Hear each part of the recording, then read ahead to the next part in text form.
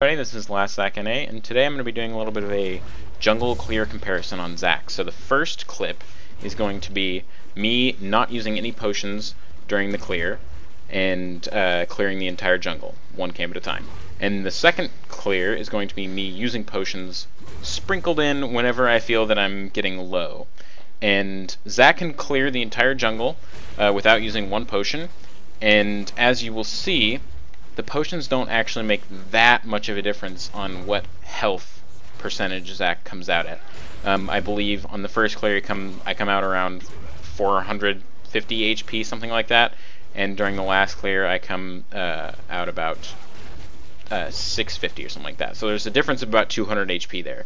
And in a perfect world, you would like to see a difference of about 450 HP, considering that each potion gives 150 HP, and that's not happening. So that means I'm losing efficiency on health somewhere.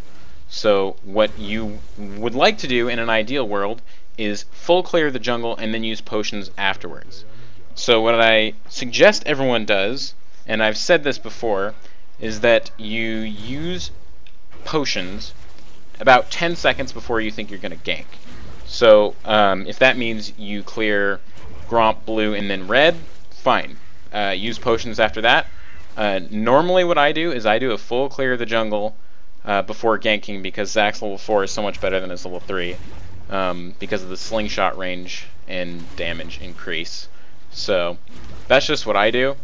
Yeah, so as you can see, that like the clear speed is going to be the same, but the way Zac operates, he is more efficient at clearing when he's at lower HP, just because of the way his passive works, and you will always gain 4% of your missing health per blob.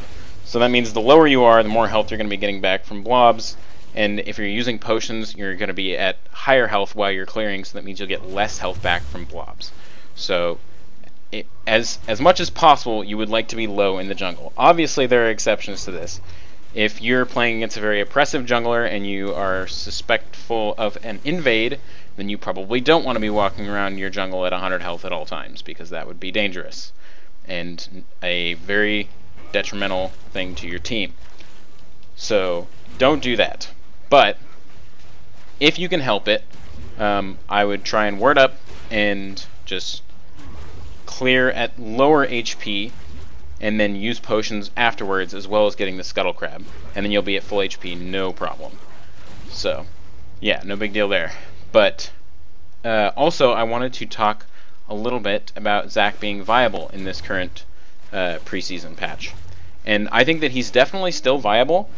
He will never be as good as when he was released or in the Cinderhulk meta, but I think those were two flukes, and I don't think they'll happen again for a very long time. I think Riot's sort of learned their lesson on that, or at least I hope so.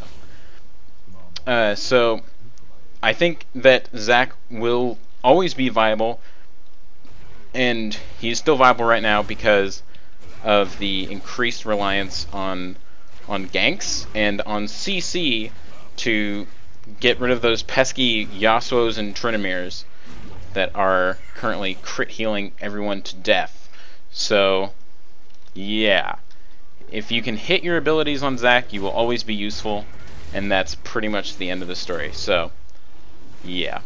And then, also, last but not least, there is a huge Zac bug right now, that if you die in your passive, you will respawn instantly with less than 100 HP.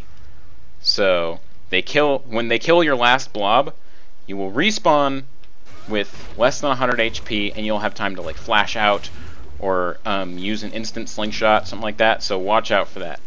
But yeah, that's all I have to say today, guys, so I will see you all in the next video. Bye-bye.